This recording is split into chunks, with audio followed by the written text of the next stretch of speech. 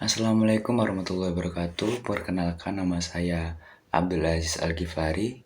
NPM saya 220401140100. Prodi saya PGSD dari kelas C 2022. Kali ini saya akan mereview materi tentang hakikat pendidikan kewarganegaraan, lalu integrasi nasional, lalu yang terakhir nilai dan konstitusi nasional.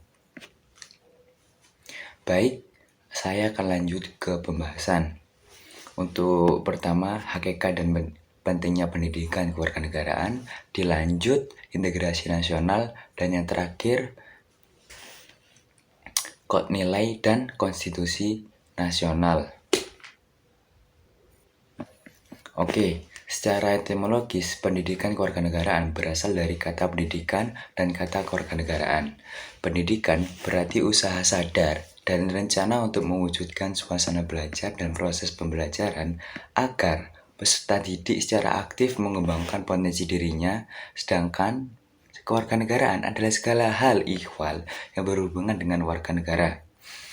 Secara yuridis, pendidikan kewarganegaraan dimaksudkan untuk membentuk peserta didik menjadi manusia yang memiliki rasa kebangsaan dan cinta tanah air. Secara terminologis, pendidikan kewarganegaraan adalah program pendidikan yang berintikan demokrasi politik. Di demokrasi politik diperluas Demokrasi politik diperluas dengan sumber-sumber pengetahuan lainnya. Pengaruh positif dari pendidikan sekolah, masyarakat, dan orang tua. Kesemuanya itu diproses guna melatih para siswa untuk berpikir kritis, analitis, bersikap, dan bertindak demokratis dalam mempersiapkan hidup demokratis berdasarkan Pancasila dan UUD 1945. Lalu, negara perlu menyelenggarakan pendidikan kewarganegaraan. Karena setiap generasi adalah orang baru yang harus mendapat pengetahuan, sikap atau nilai, dan keterampilan agar mampu mengembangkan warga negara yang memiliki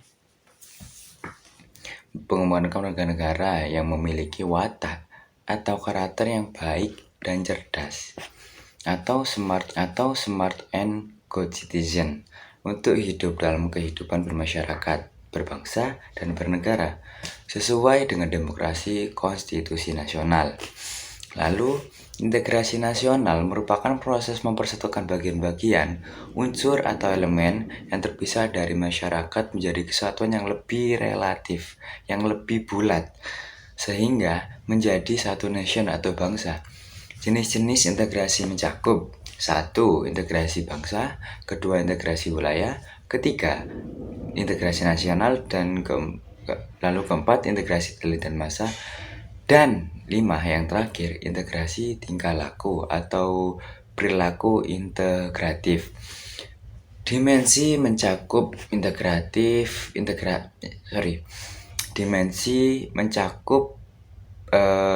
integrasi vertikal dan horizontal. Sedangkan aspek integrasi meliputi aspek politik, ekonomi, dan sosial budaya. Lalu, model integrasi yang berlangsung di Indonesia adalah model integrasi interpremium Majapahit. Di Indonesia adalah model interpremium Majapahit, model integrasi kolonial, dan model integrasi nasional Indonesia. Pengembangan integrasi dapat dilakukan atau dapat dilalui melalui 5 strategi. Apa saja? Yaitu adanya ancaman dari luar, kedua gaya politik, ketiga gaya politik kepemimpinan, keempat kekuatan lembaga politis, yang kelima ideologi nasional, dan yang terakhir kesempatan pembangunan ekonomi. Lalu dalam tuntunan dalam pengembangan tuntunan perubahan UUD Negara Republik Indonesia 1945 menjadi kebutuhan bangsa Indonesia. Oleh karena itu, MPR melakukan perubahan secara bertahap dan sistematis dalam 4 kali perubahan. Keempat kali perubahan tersebut harus dipahami sebagai satu rangkaian dan satu kesatuan. Dasar pemikiran perubahan Undang-Undang Dasar Negara Republik Indonesia 1945 adalah berkekuasaan tinggi di tangan MPR. Kekuasaan yang sangat besar pada Presiden, pasal-pasal yang terlalu luas sehingga dapat menimbulkan multitafsir, kewenangan pada Presiden untuk mengatur hal-hal penting dengan undang-undang dan rumusan UUD Negara Republik Indonesia 1945 tentang semangat penyelenggaraan negara. Tentang penyelenggaraan negara belum cukup didukung ketentuan konstitusi yang sesuai dengan tuntunan reformasi. UUD 1945 menempati urutan tertinggi dalam jenjang norma hukum di Indonesia. Berdasarkan ketentuan ini secara normatif, undang-undang isinya tidak boleh bertentangan dengan UUD. Jika suatu undang-undang isinya dianggap bertentangan dengan UUD, maka dapat melahirkan masalah.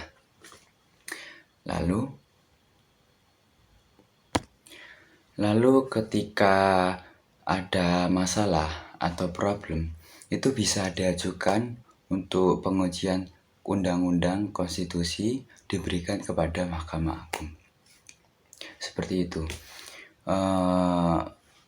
Sekian video saya tentang preview materi. Untuk kekurangan mohon maaf. Terima kasih. Saya akhiri. Wassalamualaikum warahmatullahi wabarakatuh.